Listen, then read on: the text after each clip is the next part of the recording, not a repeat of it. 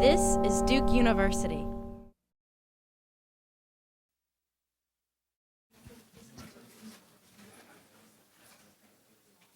Okay, so let's get started. It's an honor to introduce Professor John Ikenberry, the Albert Milbank Professor of Politics and International Affairs at Princeton University in the Department of Politics and Woodrow Wilson School of Public and International Affairs. Professor Ikenberry received his PhD from the University of Chicago in 1985. He started his career at Princeton in 1984, and he taught at Georgetown University and University of Pennsylvania before returning to Princeton in 1999-2000. Professor Ikenberry is the author of After Victory, Institutions, Strategic Restraint, and the Rebuilding of Order After Major Wars, which won the 2002 Schroeder-Jervis Award presented by the American Political Science Association for the best book in international history and politics. More recently, he's published Liberal Leviathan, The Origins, Crisis, and Transformation of the American System. I've been told that there are 4 remaining copies available for purchase out in the hall after the lecture or the discussion, and we are taking orders if we run out. In addition to this, Professor Ikenberry is the author, editor, and co-editor of another 18 books, as well as over 50 articles, and is the reviewer of general books on international relations in the journal Foreign Affairs. Professor Ikenberry has a strong interest in the making of U.S. foreign policy. Together with Professor Anne-Marie Slaughter, he has served as co-faculty director of the Princeton Project on National Security, which is a large collaborative multi-year project that examined the changing character of America's international security environment. He has held posts at the State Department and at the Carnegie Endowment of International Peace, and has also been a non-resident senior fellow at the Brookings Institution. So let me conclude this brief introduction by stating that in the field of international relations and U.S. foreign policy, it's fair to say that Professor Ikenberry is the leading scholar and public intellectual of his generation, and this is for 3 reasons. First, he offers the most incisive, accessible, and historically grounded articulation of the liberal position. Second, he's open to and deeply engages scholars from other theoretical approaches, certainly those of a realist bent, but also constructivists. And here I'm thinking of a foundational article on hegemonic socialization that he co-authored with Charles Kupchan in 1990. Finally, Professor Ikenberry is one of the rare specialists of international relations whose work reaches consistently beyond the walls of academia to engage and inform a broader public. Please join me in welcoming him.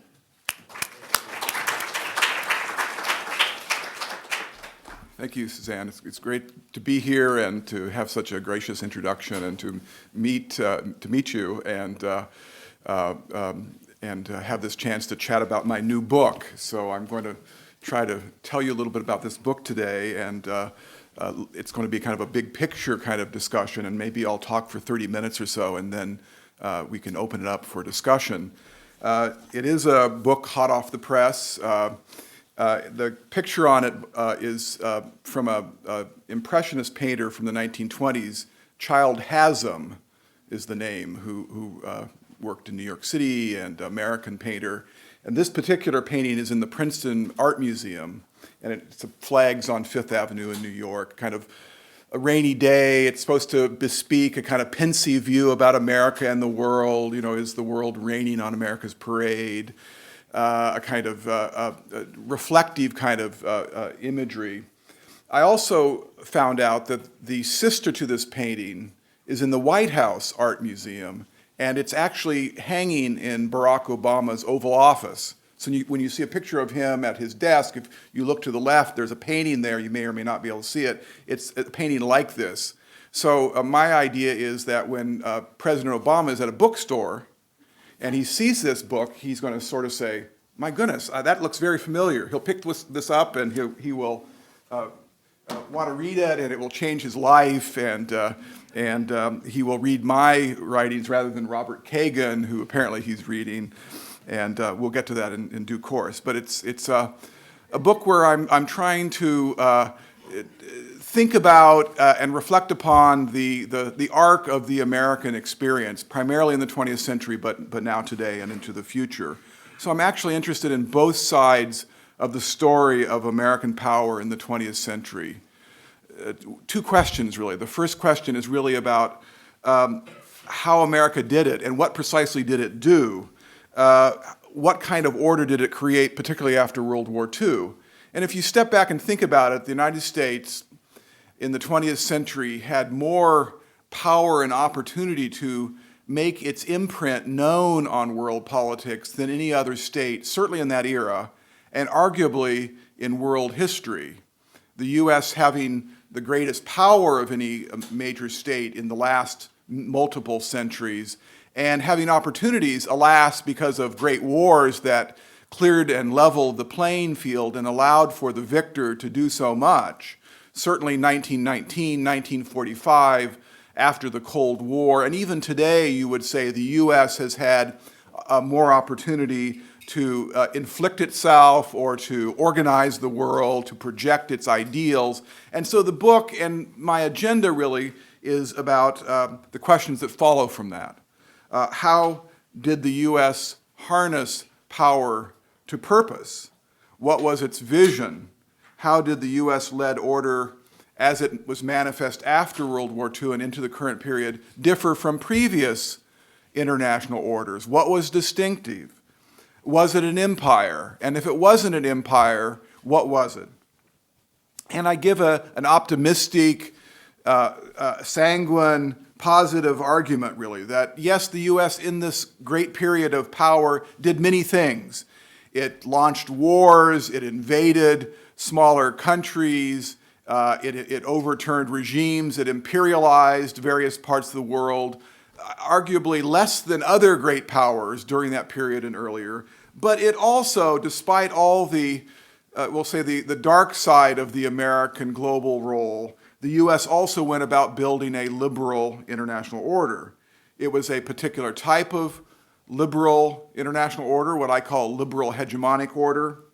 It was relatively open, rule-based, and institutionalized, and it generated huge amounts of wealth, security, and progressive advancement in various countries in the West and beyond. It really did, in many ways, outperform alternative powers seeking to interject alternative orders onto the global system. So that's the argument that I'll come to in a little bit in more detail in a moment.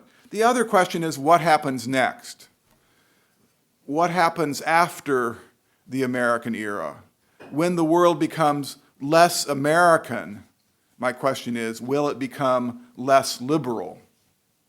Everybody talks about the great shifts that are underway today in global power, the transitions, power transitions is what we call it in international relations. The weights and balances of geopolitics are shifting. These kinds of arguments about the grand transformation, China and other non-Western states are rising. So what is the future of open, rule-based order, that is to say liberal order, in the context of these great transitions? Power shifts and shifts from, if you will, west to east and from north to south. Different powers, rising states, China, but also India, Brazil, and other countries. Again, I give an optimistic argument. Liberal internationalism is alive and well. There is a growing constituency, and this is kind of my punchline, there is a growing constituency for openness and rules, driven by deep pressures of economic and security interdependence, which are growing. Liberal order, if you will, to distill my argument, is more than simply an American political formation. And this is where I have quotes for both of these big questions, the origins of the American order and the future of the American order. George Kennan, writing in 1948, director of policy planning, the first director. The last director was my colleague at Princeton, Anne Marie, so there's kind of a continuity to Princeton, kind of getting involved and trying to muck things up. 50% of world GNP, a small population. How does it build order? Here, it's a kind of the problem is posed by Kennan. If you read the full document, he's actually talking about East Asia, and he goes on to say that to maintain that order, there will be rivals, there will be efforts to do different things. The United States is eventually going to need to shed, and this is what he says in so many words, its liberal idealism and get back to power politics and start pushing around other states. So I read that today and I argue, yes, Kennan was right. That is the great problem of order building after World War II. The US was in a position, what's it going to do about it? But he had it exactly wrong. It's precisely because the United States didn't shed in critical ways that liberal vision that it actually was able to do what it did. The second quote, longer, from the New Republic, just came out, Robert Kagan. In many ways, I got up in the morning and turned on the computer to write this book because I wanted to argue with him. Every book I've written, I've had somebody I'm arguing with in a gentle and friendly way, more or less. And here he has just come out with a book, and we're going to be debating in various settings, including in April, we're going to be debating each other in front of several hundred midshipmen at the Naval Academy just before Hillary Clinton comes on and gives a keynote speech. The forum is on the West in Eclipse, ? And we're going to be arguing this. And apparently there's an Ikenberry camp and a Kagan camp at the Naval Academy. So I need your help.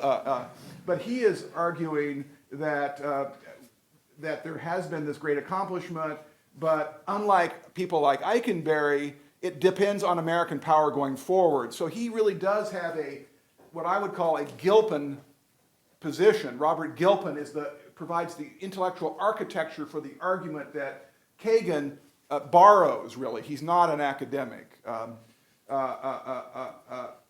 So he is making the argument when American power goes, the liberal project goes. I am making a different argument. He mischaracterizes me in that he brackets me as somebody who argues that the liberal order kind of evolves out of the fumes of capitalism and democracy. It kind of permeates the global system and everybody starts cooperating and building institutions. That's not my argument. It's very much architecture, building, creating a structure that allows for openness and rule-based order to come about. So he's able to kind of bracket me, and then he announces the American order.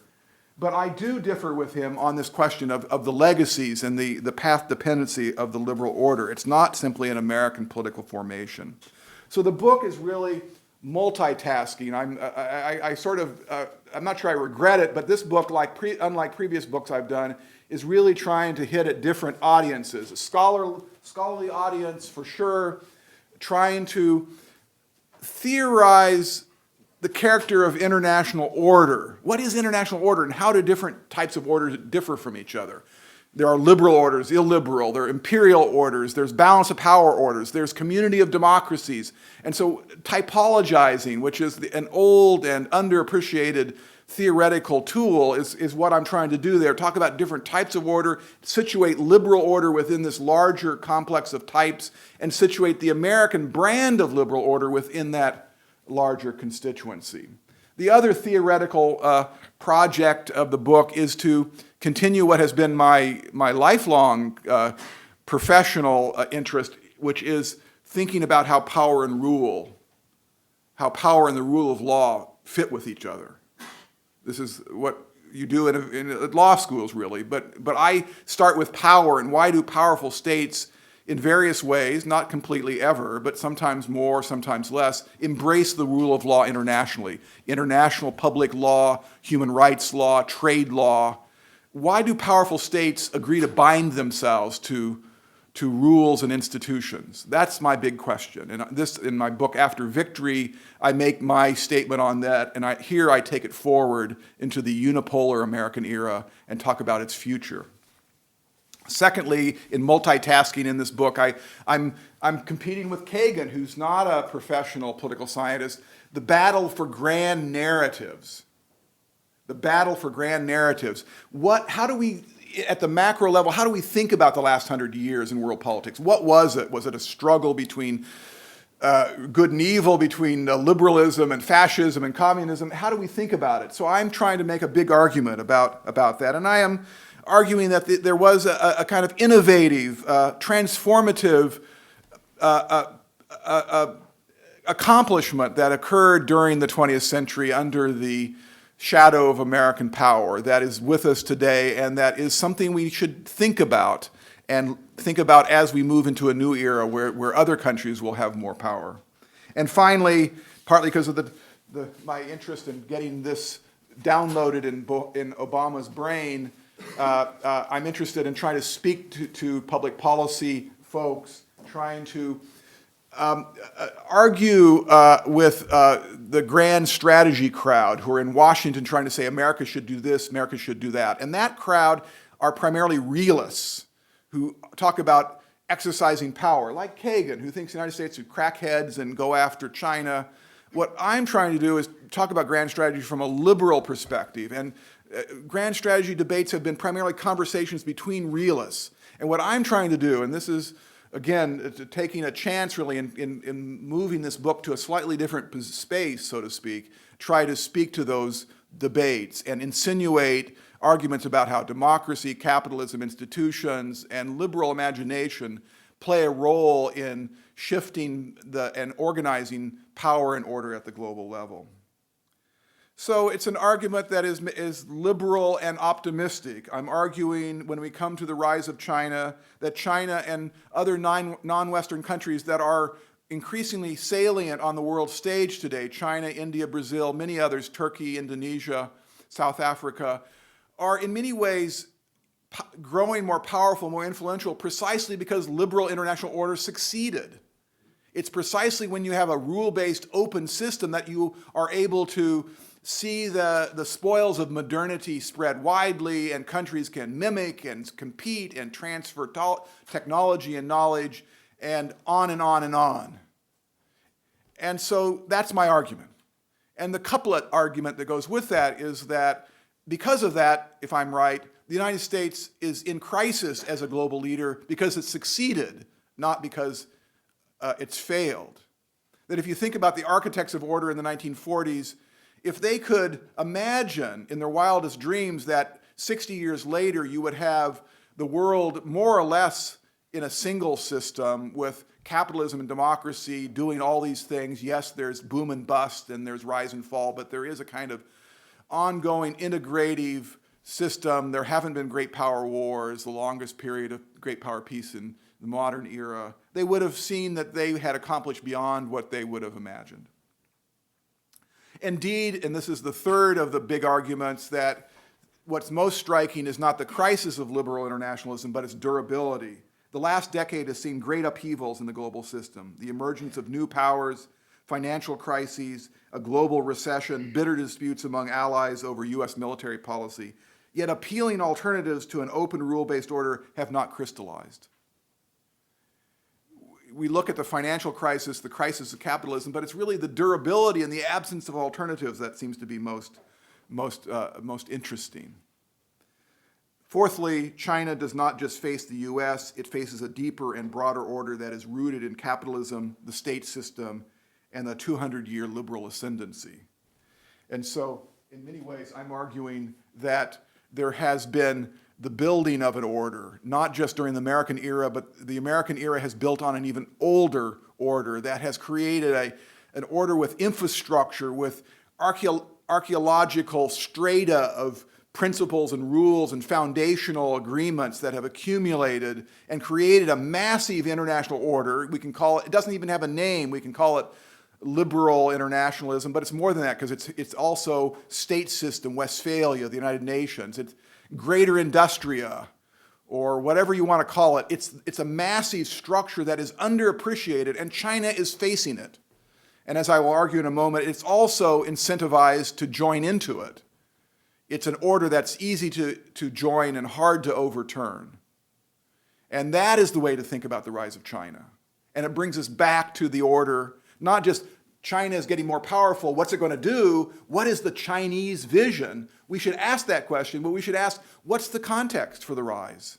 And how does the context of this rise differ from the context of the rise of earlier great powers that in the kind of Paul Kennedy, Robert Gilpin mode have risen up and shaped the order as Kagan thinks a successor state would do in their own image? So the first thing I do is tell the story of America and the post-war liberal world order. This book has a I hate to say it, like a 60 or 70 page chapter on the American order. And I like to think it's the accumulated kind of insights of several decades of thinking, not just by myself, but others who have been trying to talk about the United States as a hegemonic state, how that system is fit together, the bargains, the institutions, the alliance system, and all the rest, which I'll talk a little bit about. But what I want to emphasize here is that the United States did something in the 40s. From 1944 to 52, the most institutions ever built in world politics were put in place, a kind of hyperactivity, U.S. on steroids kind of moment of order building, the legacy of the New Deal, the sheer anxiety created by the 1930s and the failure to stabilize a system of capitalism brought this order building mania to the surface. It was an order built around big institutions, the Bretton Woods institutions, IMF, World Bank, GATT, later the WTO, the UN, and on and on. And it was an order built around ideas. Open trade, multilateralism, cooperative security, alliances, democratic solidarity, progressive ideals. That's Eleanor Roosevelt, the Universal Declaration, and U.S. hegemonic leadership. It was an order that is a distinctive type of liberal order, I argue. It wasn't just open and rule-based, but it had hierarchy in it. So it's kind of a puzzle for theorists of international relations who have the default model for our theorizing is states and anarchy. States kind of on a single playing field, they're all separate, sovereign, and they interact and they make contracts and they make, to the extent they do, they create cooperative arrangements, they create environments for doing transactions. No, that isn't what we have here. We have hierarchy, not anarchy. So in that sense, we have superordinate and subordinate states, but we also have democratic consensual relationships. So there's hierarchy and democratic relationships that make it not simply states and anarchy. So it was a different kind of order. It was an order that wasn't really a plan because Roosevelt and Truman kind of wanted to create an order, free trade, the United Nations, and then step back and let the system run. But as I tell the story, the rise of the Soviet Union and the weakness of Europe, really meant that the U.S. began to step into the building of order. Security cooperation shifted from the UN to NATO and the alliance systems in Asia. The U.S. dollar, rather than Bretton Woods, became the source of liquidity and management of the world economy. The U.S. exported security and imported goods. Until very recently, that was the whole story of Asia in a single sentence. The American system and the global system became fused. There were bargains, there were reciprocity of direct and diffuse sites that were part of this thing. The underbelly was built around arrangements.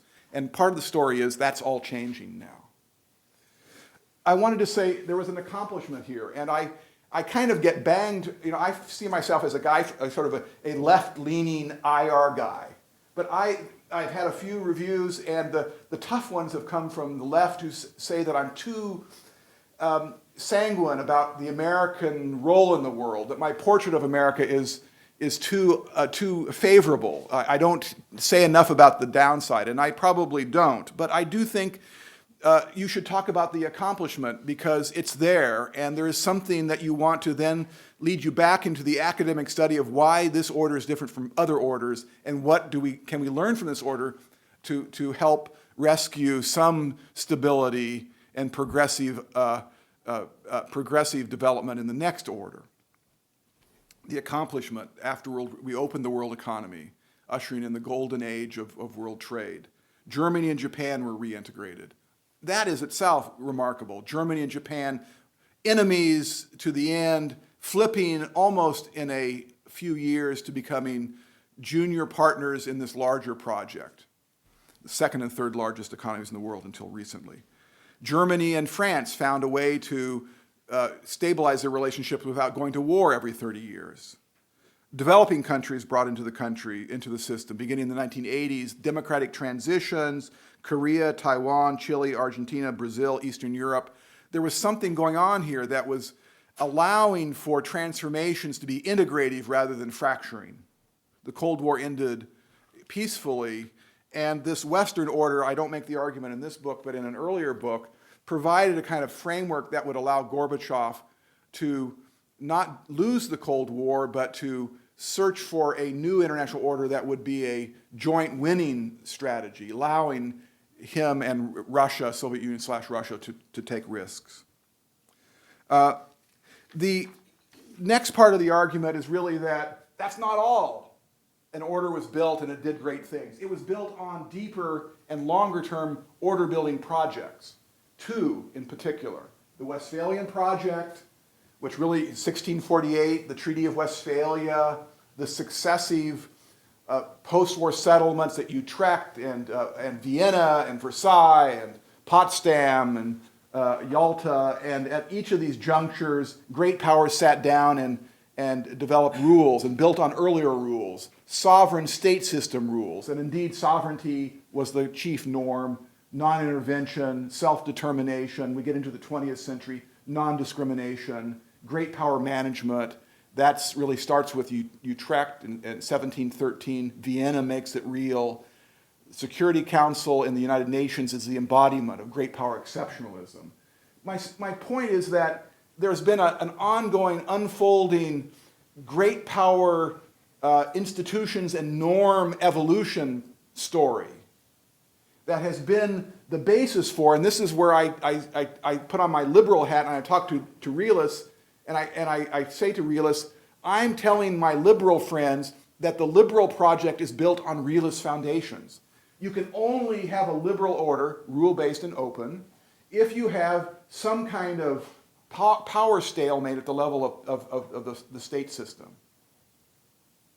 You have to solve the problems of Hobbes before you can act on the promise of Locke, that kind of argument. And then you get to the liberal ascendancy, which is the liberal, I don't know how you can map the liberal ascendancy, but it's kind of the rise of liberal democratic states from the late 18th century in Northwest Europe and North America to small, peripheral, weak states to becoming, through the next 200 years, the dominant states in the system.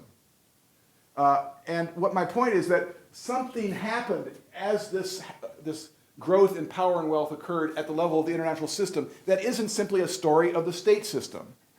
It's a story of liberal states trying to figure out what kind of environment they wanted to live in. Now, moving forward, my final set of remarks are really about what comes next and how does China fit into all of this.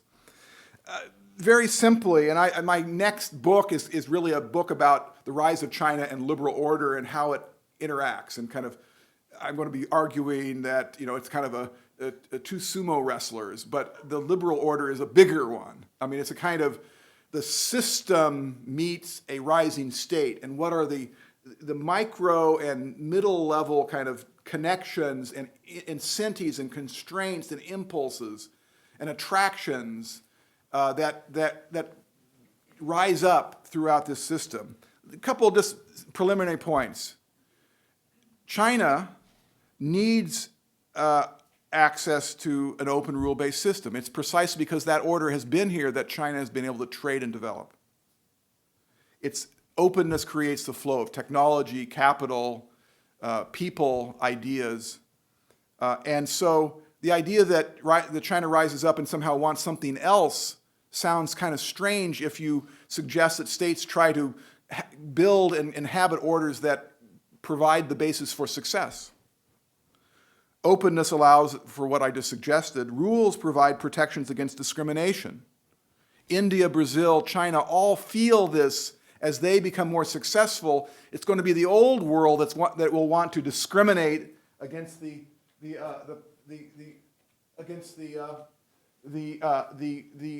rising states. And so the Westphalian project is attractive to China. Sovereignty is a way of protecting yourself. It's armor in the battle over your interests with others. And the liberal ascendancy gives you rules, the WTO. It's not an accident that China is in the system. It's already a stakeholder. It's already helping to make my argument. It's in the WTO. Thanks to FDR, who arm wrestled Churchill on this issue, should China be a permanent member of the Security Council? Then it was nationalist China that FDR had in mind, but he won that argument, and China was put in that system. So we aren't, fortunately, having to struggle over China as a permanent member today, because that would be a Pandora's box, as we all know. China is now the second largest shareholder in the IMF, and it's going to get further involved in the World Bank, from what I hear. In effect, the liberal order has escalators and open doors. It is easy to join and hard to overturn. The US-led liberal order is the great enabler of China's peaceful rise.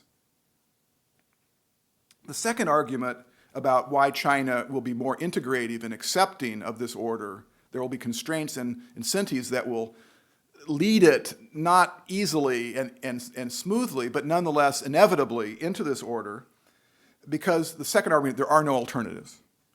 A mercantilist strategy, a sino-capitalism argument, and there are arguments to be made of that sort, only work when everybody else is playing by liberal rules. China could be a predatory, opportunistic state that uses mercantilist networks, state-to-state deals in the context of a liberal order, but it can't step forward, as some people like Martin Jack argues in his book, and create a Chinese hegemonic order that is based on those practices.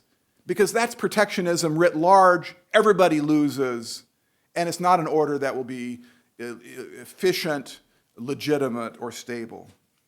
So China, and there's a clearly healthy debate on to what extent is it integrative in the rules, property rights, intellectual and otherwise, and that's an important debate, and there will be pressures and incentives, and it will always be messy. But it is the fact, I think, that there isn't an alternative. Finally, last set of remarks are really about China is in the geopolitical order. How will China and the United States survive the realist problem, the Hobbesian problem I mentioned that has been partly addressed through several hundred years of order building of the Westphalian project? How can China and the United States keep the peace sufficiently that these liberal dynamics can work? And I have three arguments, very quickly. The first argument relates to the United States.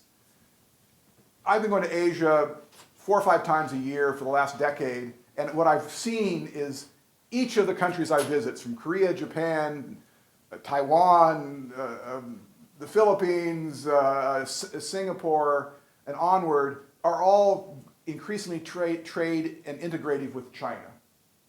But many of them are tied for security to the United States. There's a kind of interesting dynamic. Countries in the middle are looking to the dragon for economics and the eagle for security. That's the name of a little paper I just wrote. I kind of like it. It's a duality. It's a double hierarchy. Countries want both, and they don't want to have to make choices. And on the United States side, what this means is the United States will have to be careful about how hard it pushes on China. Because countries don't want an ideological crusade against China. They want stability. They want the hedging that the security alliances provide. This, just in Singapore, this is clearly the case. They worry that China will say, you know, you're now very, very much tied to us economically. We kind of think maybe you should loosen those ties with Washington.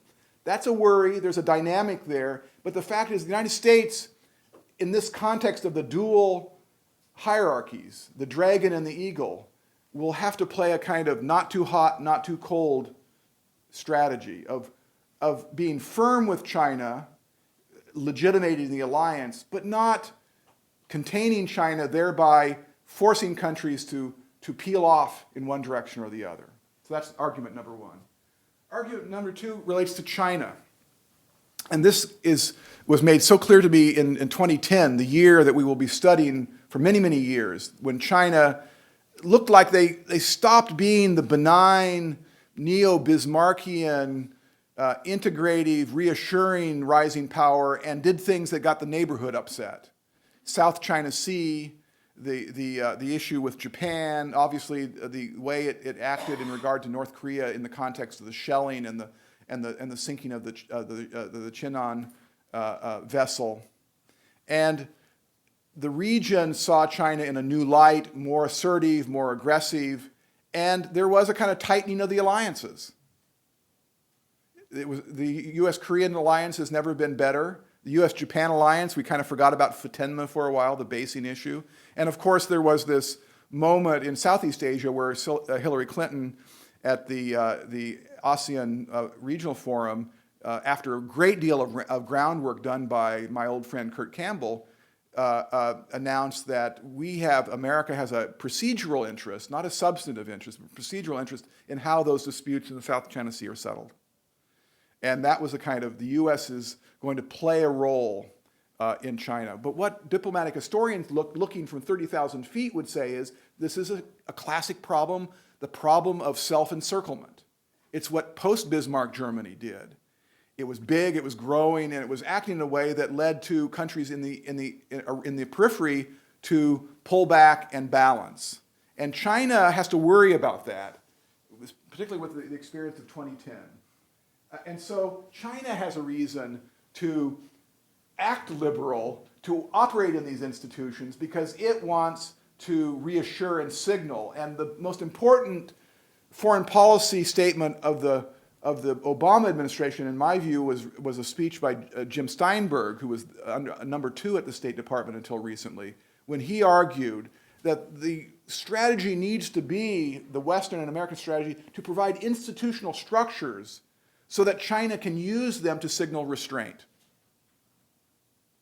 In effect, extending the Westphalian project into Asia in a way that will allow China to find ways for restraint, accommodation, and so forth.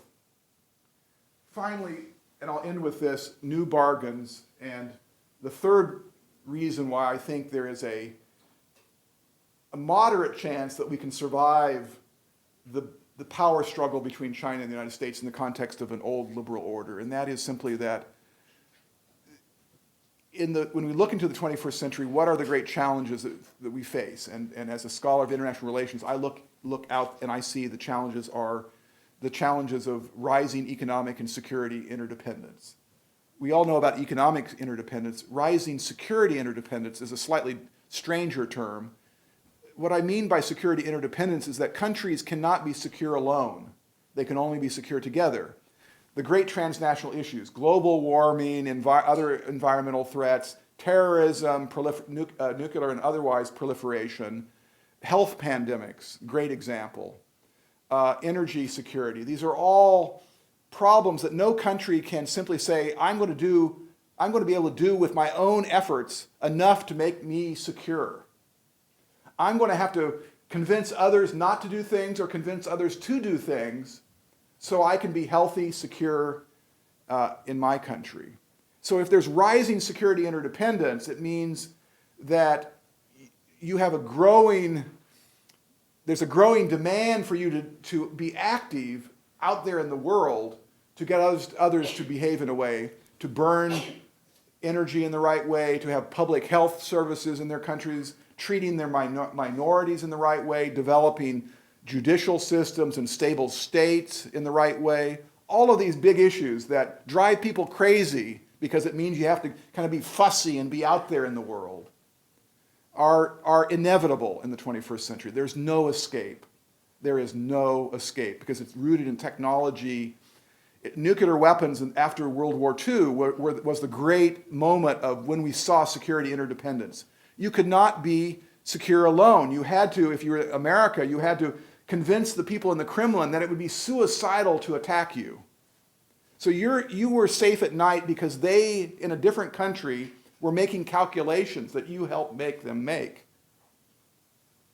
That's security interdependence. But now we're moving into a world where more people and more places matter, and that is a recipe for a strategy of deep engagement and institution building, rule-based cooperation, and guess what? That's liberal internationalism. So China and the United States, yes, there's going to be struggle. It's baked into the cake of Southeast Asia, maritime disputes, China's coming blue water navy, the American naval hegemony in Asia. There will be contestation. There will be flashpoints. It will get ugly. But there will always be another set of issues on the other side of the ledger which say we've got to find a way to work together. And so I'll stop here, but I would simply say that in a world of rising economic and security interdependence, the constituencies for modules of cooperation will grow. And that in that sense, Kagan is wrong, as I will tell him, that when the United States declines, in relative terms, the United States is still going to be a huge presence, even late in the century. I don't think that would be a surprise if it would be a surprise if it were not. But if its relative power declines, multipolar system emerges, I'm suggesting that there is enough of this constraint and incentive built into not just the liberal order, but the underlying sources that have generated it and made it legitimate and functional in the first place to allow states to manage these transitions and to get us to a post-American, but nonetheless liberal international order. So thank you.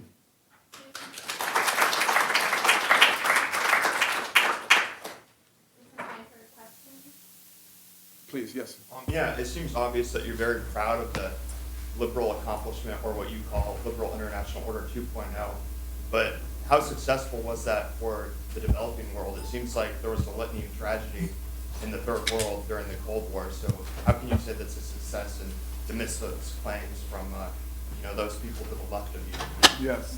Well, I mean, I acknowledge it. I mean, it is in my book, I theorize why the openness and rule-based order, why powerful states agree to act in less imperial ways is tied to incentives. I'm not making a U.S. is liberal and therefore will be kind to the world argument. If anybody takes that from my talk today, I failed.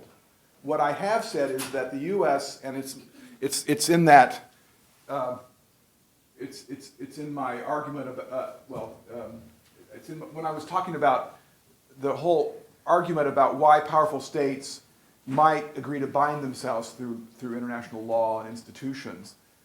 That is an argument that's tied to gains that state achieves and legitimacy costs that are associated with not operating according to the rule of law. The reason the United States is not an empire writ large, and this is where my argument is I'm contesting the argument that Neil Ferguson and others have made about America as an empire.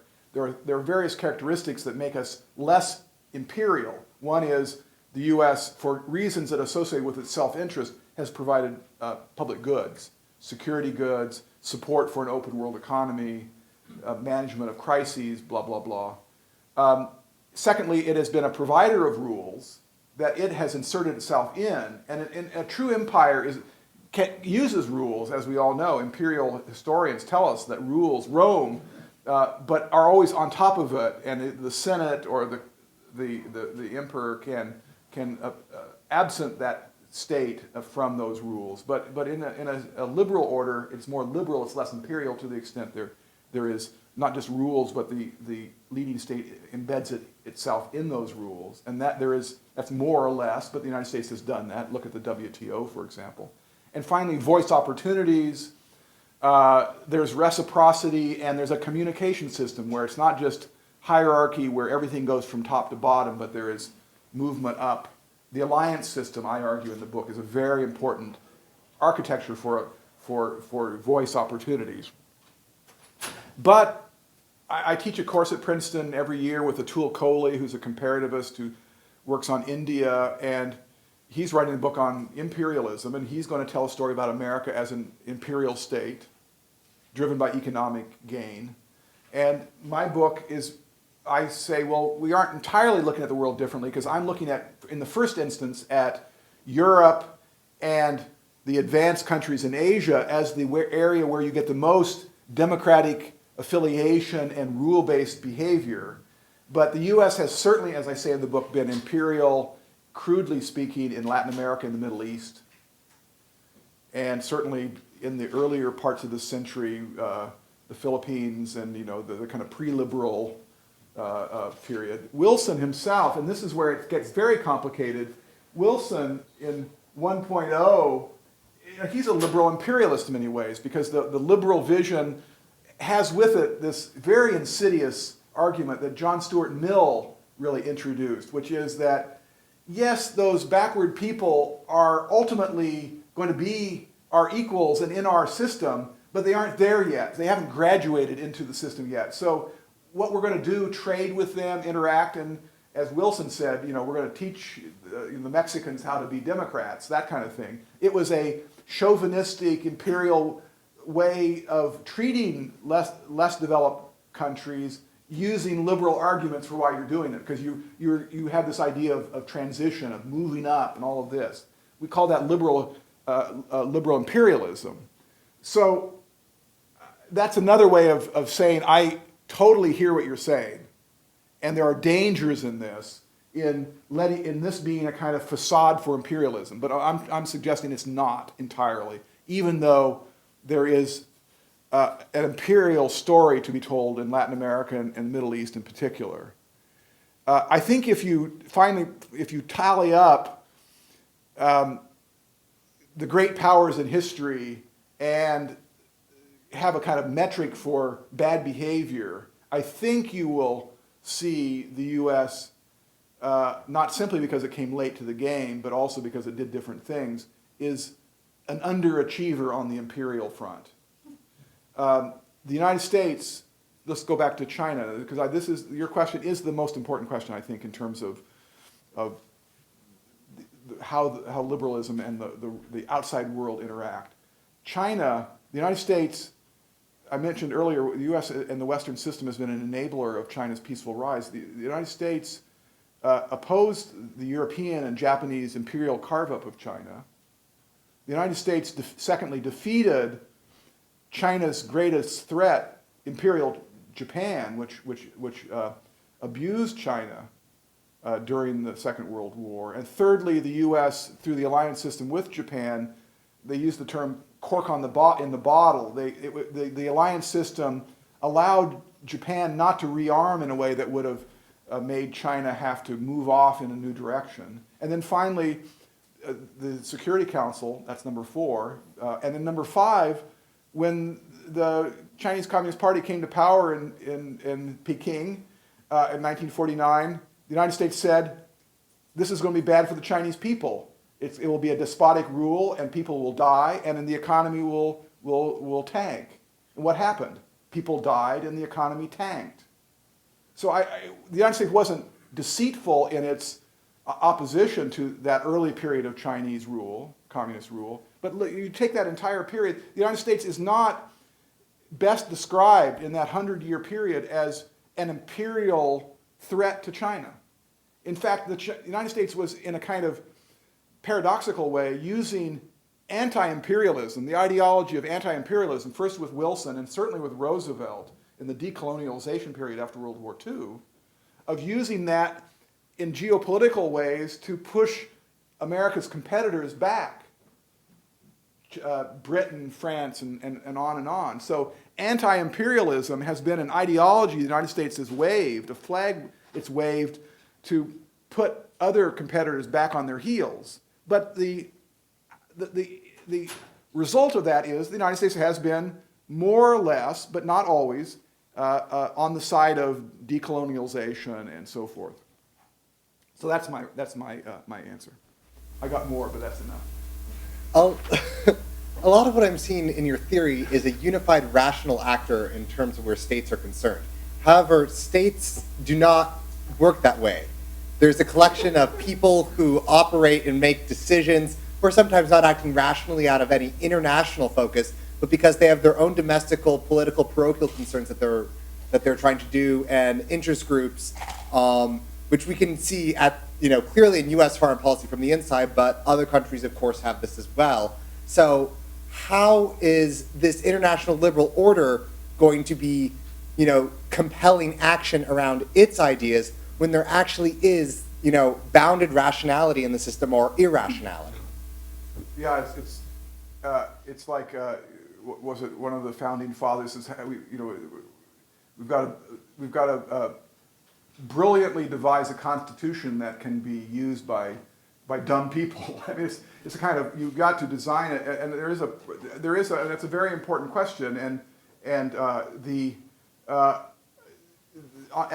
a technical level, the theory accepts and depends on the role of individuals making choices. So it's constraint and incentive-based theory.